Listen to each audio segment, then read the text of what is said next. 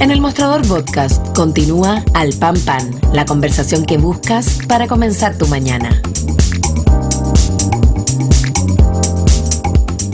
Bien, ya estamos de regreso. Entonces les contaba, este es el libro que acaba de publicar hace algún tiempo ya, Eduardo Arriagada, se llama Hiperconectados, cómo comunicarse en el siglo XXI y todo lo que supone esta era digital, esta era de la super y mega información. Tenemos más información, pero la pregunta es si estamos más informados realmente. ¿Qué pasa con la desinformación, con la transparencia? ¿Qué pasa con la polarización? ¿Qué son los algoritmos? ¿Cuáles son las amenazas, en definitiva, para las democracias, ¿no? Bueno, de todo eso y más queremos conversar entonces con Eduardo Arriagada, académico de la Facultad de Comunicaciones de la Universidad Católica. Eduardo, un gusto de tenerte con nosotros esta mañana. Hola Mirna, el gusto es mío, de verdad. Eduardo, yo creo que todos estamos hiperconectados, pero ¿qué significa estar hiperconectados? Es como un salto mayor al que vivimos hasta ahora. Es decir, en el lanzamiento del libro, en un webinar que hicimos con Daniel Innerarity, que es el autor del prólogo, él decía que hace 20 años este título hubiera sido ridículo porque lo único que queríamos es estar más conectados. Y el iPhone y todas estas cosas son hijos de la necesidad de mayor conectividad. El libro pretende analizar este cierto hartazgo que sentimos actualmente y que tiene que ver con que ya se concretó esta relación en que estamos nosotros ya como usuarios de los espacios de comunicación de masa, ya no solamente como espectadores, sino que si la imprenta nos dio la posibilidad de elegir qué leer, qué ver, en la misma idea, la radio, por ejemplo, podíamos elegir el dial, ya no estábamos obligados, como antes de la imprenta, a oír lo que nos decían, ahora podíamos hablar. Y estas palabras y estas voces como que nos tienen un poquito desesperados. Lo que trata de hacer el libro es ordenar, para que una especie como de ayuda a memoria, para ordenarte cómo puedes tú aprovechar en tu beneficio, no el de las plataformas, esta situación actual, que yo creo que es tremendamente positiva. Mira, vamos ahora entonces a algunos de los elementos que tú vas elaborando y desarrollando en tu libro. Por ejemplo, lo que es la polarización. Y cómo, en definitiva, las redes sociales, que son una tremenda oportunidad para tener un mayor acceso, o un acceso, no sé si decirlo, más democrático o más horizontal, ¿no es cierto?, a la información, al acceso a la información, hoy día también pueden convertirse en un espacio para provocar este tipo de fenómenos, ¿no es cierto?, o para acentuar este tipo de fenómenos. ¿Cómo podríamos decir hoy día que las redes sociales han favorecido precisamente la mayor polarización y que grupos se van concentrando entre ellos y por lo tanto vamos apartándonos y vamos dejando de conversar, que es lo otro que tú también planteas en tu libro? Mira, yo tomo mucho en el aspecto de polarización el libro de Klein, que se llama ¿Por qué estamos polarizados? Y que se ha usado mucho, se lo ha citado mucho para justificar esto. Y si uno se lee el libro de Klein, se da cuenta que él mismo dice que en realidad en los últimos años, es decir, estamos hablando, las redes sociales nacen a partir del 2010, pero en realidad explotan el 2018. Y lo que él dice es que más que polarizarnos, porque la polarización ya existía, lo que ha hecho es que tenemos unos espacios de identidad donde identificarnos con nuestras tribus, en el fondo, y es algo como natural a nosotros ponernos con nuestro equipo, entre comillas. Pero él dice que las razones de la polarización eran injusticias anteriores y dice que sería todavía, por ejemplo, él dice que el problema en Estados Unidos, la actual polarización, es herencia del problema de los derechos de la población negra, que estaba maltratada hasta los años 60, 70. En el caso nuestro, por ejemplo, tenemos el tema de la mujer, el tema de la dignidad, hay una serie de temas que estaban latentes en la sociedad anterior a la polarización, en fondo, pero que son peores que la polarización actual, es decir, que se mantuviera la pederastía en la iglesia, que se mantuviera el trato a la mujer, era mucho más doloroso para la población que la actual polarización. Lo que pasa es que las redes sociales nos han conectado y ya nadie nos puede decir, mira, este grupo no es tuyo. Antes se decía un poco, el pueblo unido jamás será vencido. Y se decía, no, pero a ti te separaban. Nosotros mismos, los medios de comunicación, decíamos, no, este problema no es tuyo. En las redes la gente define ellos si se sienten parte del problema, y yo creo que en ese sentido tienen como una cosa como de camiseteo, que es lo que hace sentir que estamos más polarizados, pero pero Klein dice que no tenemos posturas más extremas que las que teníamos hace 10 años. Perfecto, pero hoy día esas posturas extremas las puedes difundir de manera más amplia, ¿no es cierto? Porque las redes sociales nos permiten eso, que nos podamos interconectar desde distintas partes del mundo, digamos, y por lo tanto las barreras geográficas desaparecen en un sentido. Por lo tanto, si bien antes también estábamos polarizados, hoy día sabemos y tenemos más información respecto de cuán polarizados estamos, porque ya nos podemos conectar, ¿no es así? Y lo tenemos en la palma de la mano. Entonces, eso hace que lo sintamos presente todo el tiempo. Es decir, es evidente, tenemos ahí mismo, encima, sin una intermediación periodística, tenemos, el fondo, antes había un periodista, por ejemplo, que nos interactuábamos, por ejemplo, con un político, que quizá era un político un poco exagerado en sus discursos, y el periodista le neutralizaba un poco la manera de hablar, le contrapreguntaba, nos filtraba un poco a ese personaje. Ese personaje ahora nos habla directamente. Pero lo que yo te quiero como transmitir es que en realidad lo que hoy día estamos viendo es la realidad de los dolores que tiene la sociedad, que antes no los veíamos, es decir, la grabación de la Leo, hay la transparencia que existe respecto a las cosas que están pasando en la moneda y la molestia del presidente cuando le sacan una foto. Esa situación es la situación real a la cual hoy día tenemos acceso. Y nos tiene un poco saturado, por eso la idea de la hiperconectividad. El hiper tiene que ver con ese hartazgo que sentimos. Yo creo que el hartazgo es como, hay un tema como de saber usar el espacio. Y parte del saber usar es el que estás aludiendo tú, que es cómo podemos ordenar un poco el poder distinguir entre las verdades y las mentiras. Cómo poder, antes teníamos esta ayuda periodística, pero la ayuda periodística en realidad fundamentalmente se ha debilitado por razones del modelo de negocio, más que por las redes sociales mismas. Es decir, los medios tienen menos recursos para enfrentar el desafío cada vez más difícil de la mentira que ha estado siempre alrededor de nosotros. Cuéntame, ¿cómo, la desinformación, que es otro de los aspectos que por supuesto tú desarrollas en tu libro, ¿no es cierto?, las llamadas fake news, tú haces ahí un distingo y también te abordas un tema que puede, claro, es un tema interesante para debatir. Es decir, ¿hasta qué punto, más que la desinformación, lo que hay que preservar es la libertad de expresión, incluso si aquella significa difundir noticias falsas? Sí, es que yo creo que la palabra fake news tiene una mala interpretación que se da en Chile, es muy raro, por alguna razón en Chile se ha dado, incluso los académicos hablan de que no puede haber noticias falsas y empiezan a discutir, cuando fake nunca ha sido falso, fake es pseudo. Es decir, yo creo que el error es pensar que en otros países se entiende muy claramente que fake news significa una pseudo noticia, es como una noticia armada para que parezca verdadera, y eso hace que sea tremendamente negativa porque está hecha para engañarnos. Esa es una fake news, eso existe, pero existe también la mentira. Existe la desinformación, es decir, el intento de mentir sabiendo que es mentira, es decir, hay gente que nos trata de engañar. Todas esas cosas, la democracia ha mostrado que funcionan con ese sistema, es decir, estamos acostumbrados a ver mentiras. ¿Por qué? Porque lo que yo digo es que la libertad de expresión, el que un candidato pueda decir su opinión en una campaña, no debe ser jamás afectado por el poder. No debe ser el poder, el gobierno o cualquier tipo de poderoso, empresario, etcétera, los que definan qué puede decir un político y qué puede no decir un político o cualquier persona en la sociedad. Por eso es la importancia de la libertad de expresión. Yo le tengo más miedo al control estatal que a la libertad. Y en ese sentido creo que nosotros tenemos herramientas para luchar contra estas pseudoinformaciones. Y tenemos que aprovechar estos espacios, es decir, hoy día, por ejemplo, en el proceso constituyente anterior, salieron varios medios de comunicación que se agarraron de justamente estos espacios de redes sociales, como Votemos Más, habían otro de La Robot, eran distintos espacios en que juntaron periodistas que aprovecharon el espacio de las redes para informar mejor sobre el proceso constituyente. Yo creo que lo que tenemos que hacer, yo pienso en el tema de información, siempre más es mejor. No creo en que convenga crear espacios del Estado que definan un poco qué es lo que es verdad y qué es lo que es mentira. Por ejemplo, ahora mismo estamos en la discusión de qué es lo que contiene la franja. La franja es una campaña política. La campaña política tiene medias verdades, porque los discursos políticos siempre tienen medias verdades.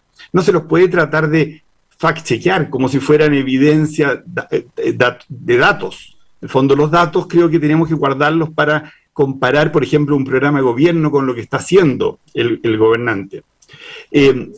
Un poco tratando de explicar esto, yo siento que en el espacio que tenemos hoy día, nosotros como usuarios, ayudados por ustedes como periodistas, podemos construir juntos una solución a alguno de estos problemas.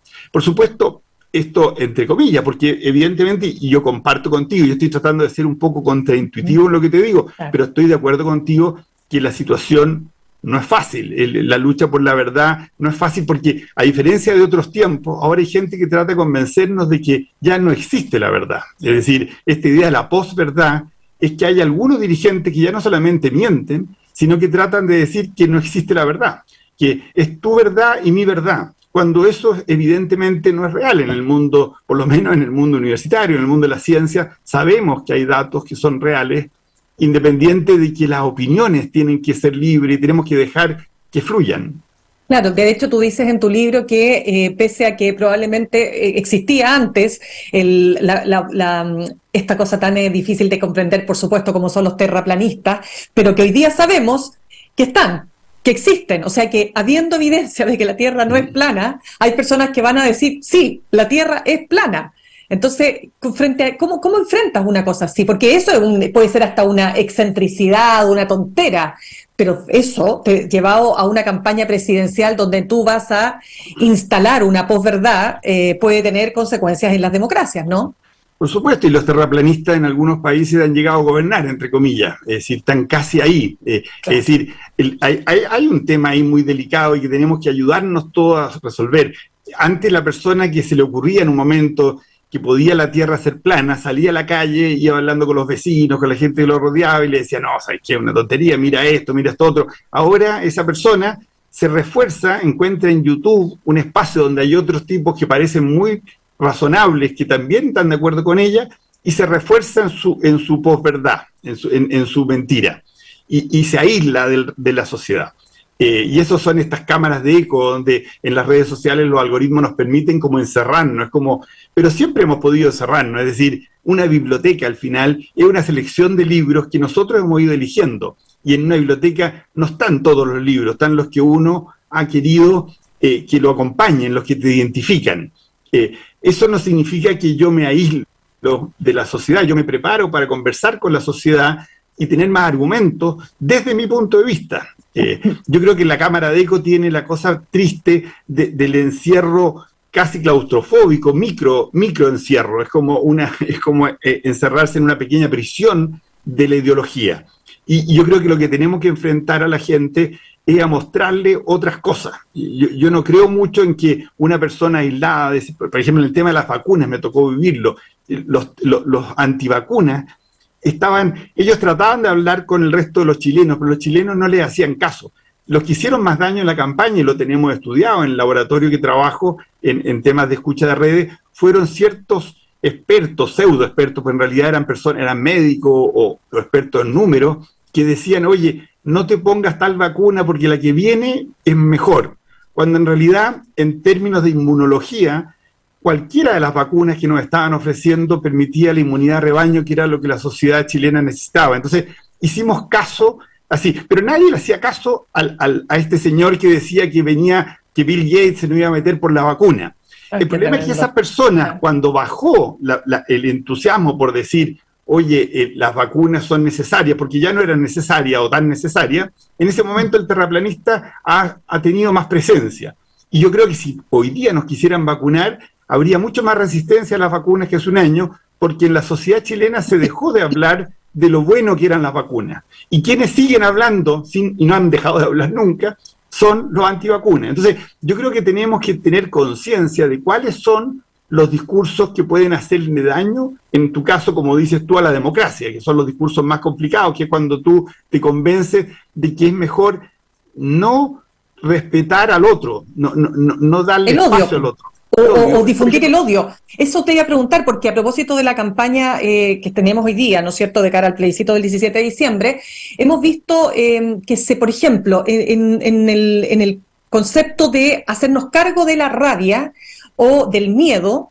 Te fijas, llegamos a extremos como, lo estaba viendo el otro día, la franja de la Favor que mostraba una persona que levantaba un tarro de basura y adentro había una cabeza. O sea, no sé, pues ya estamos, ¿a qué punto vamos a llegar? Entonces la pregunta es, esos aspectos llevados ya a la campaña, a una campaña política, ¿tienen efectos positivos, dirías tú, en el sentido de lograr el objetivo que es que la gente vote por una opción?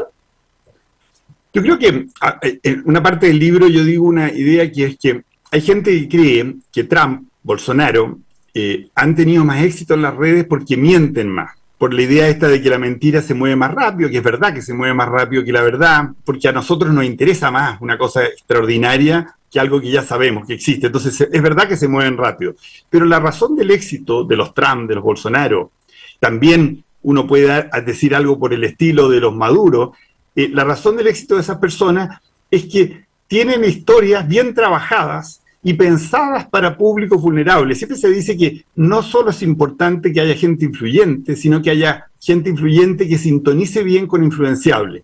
Ellos han sabido construir buenas historias que han tenido sentido en la población. Y cuando la población les da el voto, tienen derecho a elegir, a ser elegidos, lo que acaba de pasar con Milei. Yo creo que el problema de que se elija un Milei es parte del problema de las carencias o la falta de gestión, la falta de calidad del sector político y de los que creemos en la democracia. La democracia como que no le está dando respuesta a la gente, y cuando la democracia no da respuesta, aparecen las propuestas populistas. La democracia es el espacio donde creemos que la diversidad, la falta de que mi verdad es la única, tiene valor. Y cuando la gente se empieza a tener miedo, eso es aprovechado. Yo creo que es verdad lo que tú dices, es decir, hay cosas en la campaña, y yo creo que en los dos lados, es decir, yo ayer veía en Providencia, iba caminando y había un letrero de estos pagados, de la publicidad pagada en la calle, en que aparecía el dueño de Gasco echando a las personas de la playa. Es decir, exacto. Ahí también es un discurso que en Chile, en la política chilena, no se veía un discurso tan duro hace unos años. Es verdad que las dos campañas han caído en ese juego. Yo pienso, claro. ¿Por qué? Porque nadie está oyendo esas campañas. Yo siento que es la desesperación de las dos. Hay temor, un temor tremendo, porque nos estamos jugando. Este sistema plebiscitario es dramático, porque uno se juega por un voto, y esos votos son muy móviles. Entonces, cuando la sociedad está tan fracturada y está dividida bastante en mitades, es muy fácil pasar de una mitad a la otra. Entonces, yo creo que se desesperan las propuestas políticas y los dos bandos por el temor a que gane el otro y se imponga, en este caso, por ejemplo, una constitución que le da parecía la que se postulaba hace unos meses atrás, en que le da la razón a la mitad del país y no a la otra mitad. Entonces, el temor a eso hace que se desesperen unos tanto como los otros, y estamos haciendo una publicidad que yo creo que no funciona. Tú dices que no. ¿Por qué tú dices que no? ¿Por qué crees que no funciona? Porque yo te insisto, o sea, yo creo que todo tiene un límite. O sea, estoy de acuerdo contigo que ambas pueden caer efectivamente en situaciones que uno podría objetar, pero de ahí a poner una cabeza adentro de un tarro de basura, o sea, yo creo que ya nos pasamos varios pueblos, ¿te fijas? Entonces, por eso, te pregunto. Yo pienso que es contraproducente. Yo creo que es contraproducente la cabeza, es contraproducente el que se jodan, como es contraproducente el decir que el papito corazón sale fortalecido en el nuevo proyecto. Son mentiras, pseudo verdades, fondo construida. En realidad es como, yo me acuerdo en la campaña anterior se decía que Felipe Kast había mentido con el tema del aborto, que a los 9 meses se podía abortar. Es verdad que su frase era exagerada, pero era una opinión política. Yo creo que estamos usando opiniones políticas que no son aconsejables, porque ahí yo tomo mucho el aspecto de la polarización. Yo hablo mucho sobre Daniel Innerarity, que estuvo en la inauguración, en el lanzamiento hace unos días aquí en un webinar, y él hace el prólogo de mi libro. Y Daniel es muy claro en decir que el gran problema que tiene este tipo de campañas es que el que gana llega al poder, porque estas campañas le permiten, a uno o los dos les va a permitir, si están los dos haciendo esa campaña, decir, al final va a decir, viste que tuvieron razón, porque uno de los dos ganó, y los dos hicieron campañas extremas. Es verdad que llegan al poder, pero lo que tienen garantizado es si llegan al gobierno, en este caso van a poder lograr lo que querían constitucionalmente, pero no consiguen poder de verdad, porque el poder te lo da la capacidad de negociación. Mira lo que pasa en España. Al final se parten y los gobiernos no tienen poder. En Argentina el drama que va a tener Milei es la posibilidad de articular mayorías. Las mayorías nunca son solo los que votaron por ti, sino que tienes que integrar al otro. Si has estado insultando al otro de esa manera, es muy difícil que después no pase lo que le ha pasado en los últimos 2 gobiernos. Le pasó al gobierno de Piñera y le está pasando al gobierno Boric actual, que se insultaron tanto previamente, durante las campañas y cuando fueron oposición, que el día que llegan al poder no tienen con quién conseguir esas mayorías que requieren para conseguir sus sueños. Entonces, tú llegas al gobierno, pero no tienes poder, porque el poder te lo da una capacidad política que las perdiste en ese intento un poco suicida de campaña. Entonces, yo creo que es muy difícil decir que esto no funciona. Yo creo que yo lo he testeado, yo he puesto en Twitter, por ejemplo, ciertas imágenes que han mostrado, como la que tú dices, y la gente me dice, eso es contraproducente. Yo creo que hay un sector del país que ha mostrado bastante más inteligencia que nuestra dirigencia en las votaciones, que yo creo que rechaza esos extremos.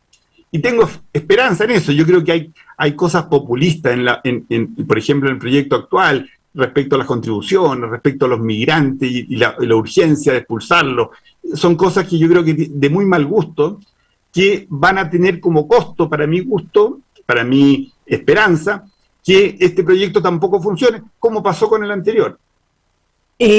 Cuéntame, porque se nos va acabando el tiempo, Eduardo, pero no quiero dejar de preguntarte por el caso Hermosilla, donde la prensa, ¿verdad?, juega un rol ahí de develar una historia que, por supuesto, no sabemos, todavía tiene muchos elementos para ser, tiene muchos elementos que van a ser parte, sin duda, de una investigación que va a tomar mucho tiempo, pero quiero saber cómo observas tú el rol que tuvo ahí la prensa y particularmente el trabajo que ha hecho CIPER Chile.